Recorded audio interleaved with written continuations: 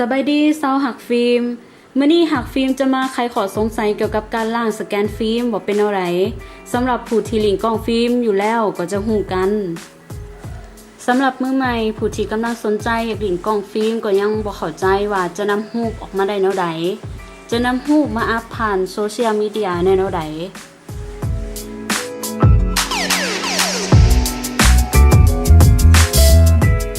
นี่แม่นฟิล์มที่ผ่านการล่างมาแล้วหน้าตาก็จะออกมาเป็นแบบนี้เขาเอิ้นว่าเนกาทีฟฟิล์ม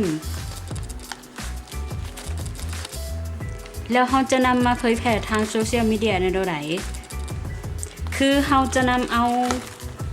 เนกาทีฟฟิล์มนี่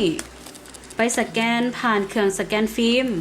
แล้วมันจะออกมาเป็นไฟล์รูปอีกเทื่อนึงแล้วเราก็จะส่งให้ทาง Google Drive ก็จะออกมาเป็นแบบนี้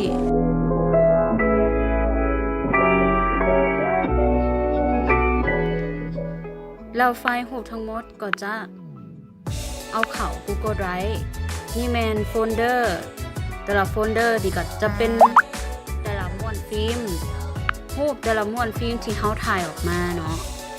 ก็จะออกมาเป็นหน้าตาแบบนี้แล้วเฮาจะดาวน์โหลดมันออกมาเนาะแล้วเขาก็จะดาวน์โหลดออกมาแล้วเขาก็จะได้เป็นไฟล์รูปที่เขาจะนำไปเผยแพร่ทางโซเชียลมีเดียต่างๆ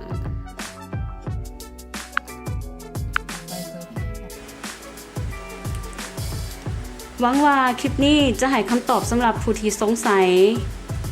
บ่หน่อยก็หลายติดตามตอนต่อไปว่าเราจะมีหยังมานำเสนอใหม่ขอบใจ